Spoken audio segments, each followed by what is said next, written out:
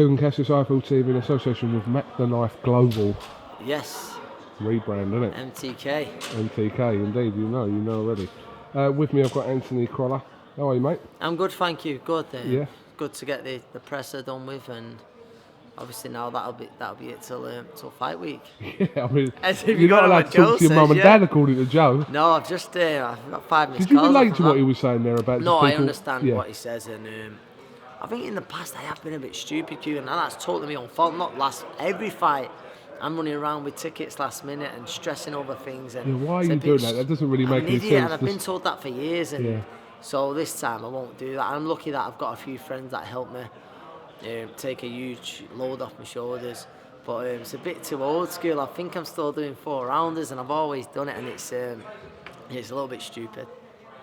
But I think the media and whoever watches this will anyone know the else, score anyway. There's probably a few people who are going to come and see us tonight, so it's the last time they see us for the next 8 weeks. I know, definitely. You know what you have to do here. You've been in there with him now. You know exactly how good he is. Yep. And you've got to probably prepare yourself for a better version of what was in the ring before. Yeah. No, you're right. And he mentioned in the presser then that he's going to come with a different game plan, and so are we. Last time, I gave it everything. I left it all in there on the night. Gave it everything in training camp, and it just come up short. The right man won. There wasn't loads in it, but the right man did win. This time, I've got to make sure that doesn't happen. I've got a second chance of winning those great belts, and so the second chance of beating a great fighter like Jorge Linares, and it's something I believe prepared, make the improvements, which I believe we will do, and I come back better. That's what we'll do. Before the fight, some people were saying you were kind of going through a bit of a purple patch in your career with the Barroso, the Perez fights, and maybe this will tell us exactly where you are, and what you did in those 3 fights was phenomenal. But if you were to assess your own performance from that night, were you ultimately disappointed, or? Listen, then I'm disappointed I lost, and I think you should never be happy with losing. You should never be happy with losing. You should never celebrate losing. But like I said, I was satisfied and I give everything on the night.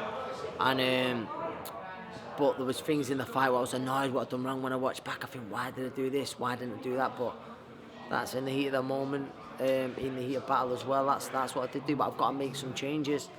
And like I said, you see the odd people. You get the odd people online.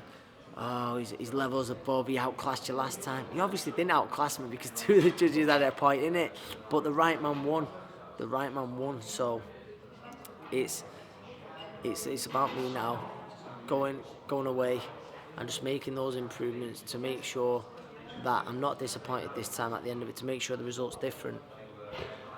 Since that night, even after that night, they were kind of saying, Team Linares was saying that excuse me, that the rematch is the next fight for Jorge. And have you been focused on just the rematch? Have there been other options that you could have taken? There would have been other options, there would have been other options, but the fight I want is to fight who's widely regarded as the best lightweight in the world, Jorge Linares. I want the chance to go out there and state my claim by beating him to being the best lightweight in the world. I just want to be involved in these big nights, KUGAN. If you look at my last so many fights, they've been big nights.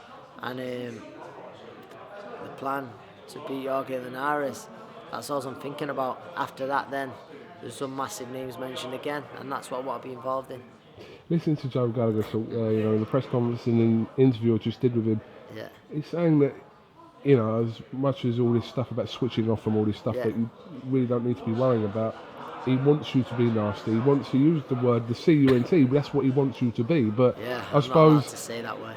You're not allowed to say it. That's why I spelt it out. That's it. Is this... You're kind of set in your career of how you are now. When people know your personality and you're kind of regarded as, like I said, not for what you do in the ring, but outside of boxing, outside of the ring, you're regarded as the Mr. Nice Guy of boxing. But does that count for you, against you? Honestly, it doesn't bother me, because I've always said it wouldn't bother me if I was walking to the ring chatting to my opponent. It doesn't bother me if I walk to the ring with him. I can hold hands if you want, but I know once that bell goes, I don't have any problem in switching. switching characters almost to a Jekyll and Hyde type thing, and it's not being fake, but I just know once that first bell goes, once I'm in that ring, it's business, and that's what it'll be again. I mentioned I think I said it in a tweet a few weeks back. There's a lot of respect between us both, and we'll shake hands before it, we'll chat before it, before the fight. When he comes back over the press conference, we'll shake hands. We'll go to war on March the 25th, and then we'll shake hands after it.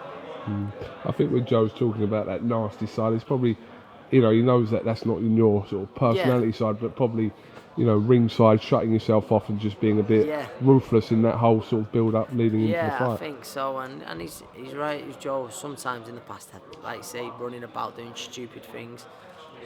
Not stupid things like not living a life, partying or out like that, but getting yourself hit over the head with concrete blocks. Yeah, but just resting, and that's what I've got to do.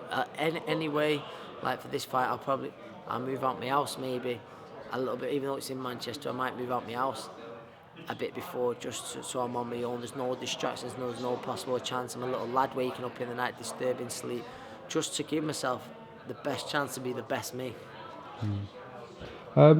Just finally, your thoughts on obviously ZLATICANIN and Mikey Garcia. Yeah, great this fight. week. I'm looking forward to it. It's a top show, isn't it? It's obviously you've got the Frampton Santa Cruz fight, which will be a great fight, and ZLATICANIN and Garcia. I'm really looking forward to it. I feel that Garcia will weather a bit of an early storm because he's relentless, ZLATICANIN, and also whenever he lands, he seems to get a response. So he must be very heavy-handed.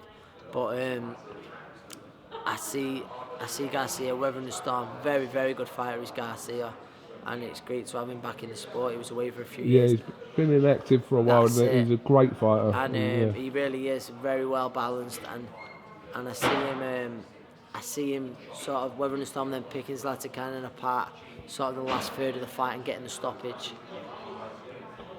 All right, well listen, Anthony CROLLA, thank you very much for coming to IFL TV. I'm sure we'll catch up with you, probably not till fight week now, according to Joe. Yeah, according to Joe, well, I'll probably see you at a show in the next few weeks. Probably, but best luck with camp, and KUGAN, thanks mate. Go and get your belt back and the other two as well. That's the plan, man, that's the plan. All right, cheers mate, thank you. Take care. Go on mate. Bye bye.